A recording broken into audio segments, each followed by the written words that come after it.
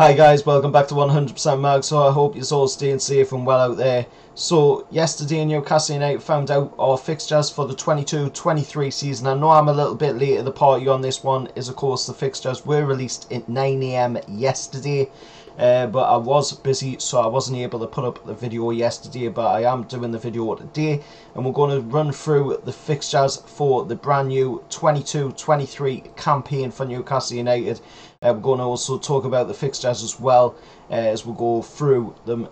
And without further ado, let's get straight into the video. So we found out that the first fixture of the brand new season is going to be at home. This will be the 6th time in 7 top flight seasons that Newcastle has kicked off the season at home, and it will be against a newly promoted side as well in Nottingham Forest. Steve Cooper has been doing some amazing stuff with Nottingham Forest. They've got a really good set of players, and you know, that's going to be a 3 PM kickoff on Saturday the 6th of August. It's going to be an absolutely fantastic game. I'm sure the Nottingham Forest fans are absolutely up for this one. You know, they get a chance to come to St James's Park, which is an absolute fortress of a stadium. In 2022 we've done absolutely amazing stuff at St James's under Eddie Howe, and of course we kick off this 22-23 campaign as well under brand new ownership. It's the first full season under the brand new owners at St James's Park, and of course it will be an absolutely amazing season. It'll be crazy to see where we go from here, you know, under this brand new ownership, and who we bring in as well, because there's still time to get players in. The transfer window doesn't shut until the 1st of September, but we'll talk about that in another video when I start talking about the transfer news again on the channel. But looking at these fixtures, they're absolutely amazing. The August fixtures, of course, first we'll go through. The first game, like I say, is against Nottingham Forest at home. 3 o'clock kickoff on Saturday the 6th of August.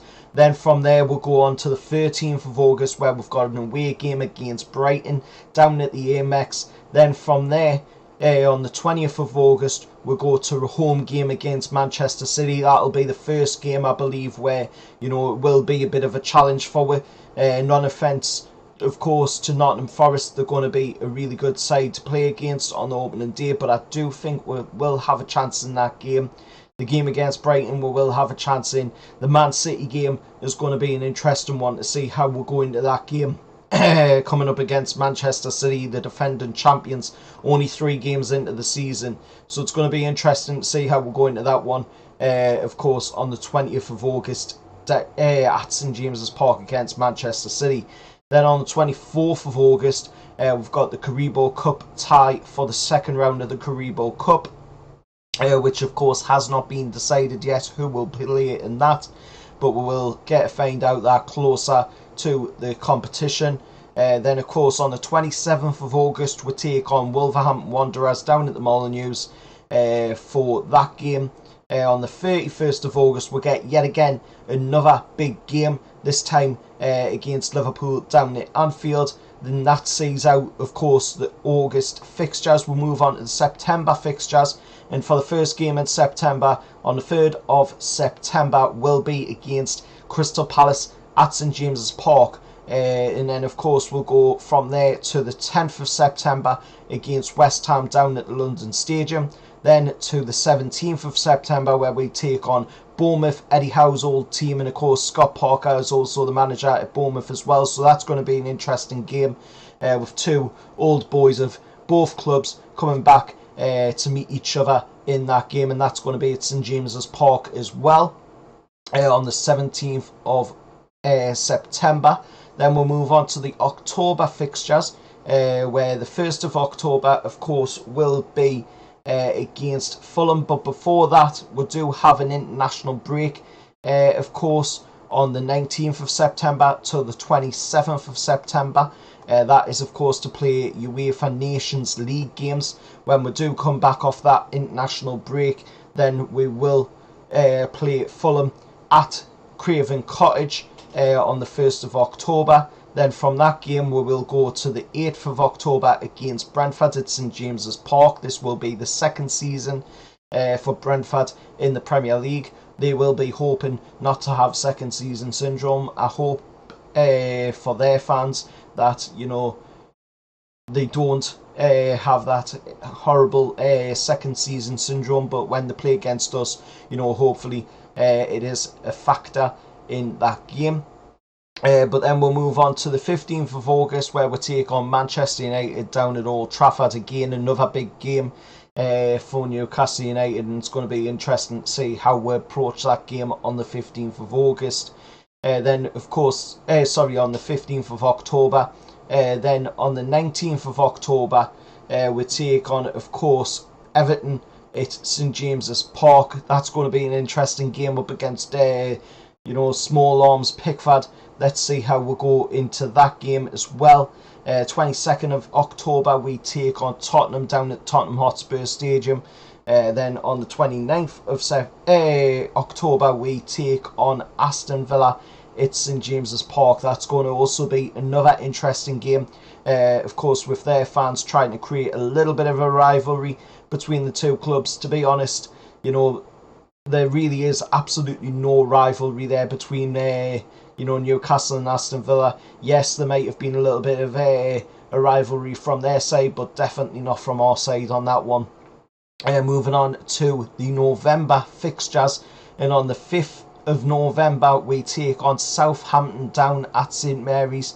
Then on the 12th of November we take on Chelsea, another big game, and that one is at St James's Park on the 12th of November. There will have to be a postponement of the Premier League from the 14th of November to the 26th of December, and that is of course because there will be, for the first time this season, and for the first time there has been, a World Cup finals during the Premier League season, and of course in the winter period because of the World Cup being in Qatar.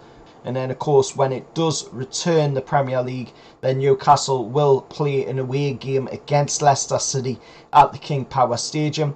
And then of course from there we will go on to the 31st of December to take on Leeds United at St James's Park, and that sees out the fixtures for 2022. Then we go on to the 2023 fixtures, where of course we take on, for the first game of the new year, and it will be on the 2nd of January, we will take on Arsenal down at the Emirates. Then on the 7th of January we will take on the FA Cup third round tie, whoever that may be. And then on the 14th of January we will take on Fulham at St James's Park. And of course that will be the return of Alexander Mitrovic to St James's Park as well. And then on the 21st of January we will take on Crystal Palace down at Selhurst Park.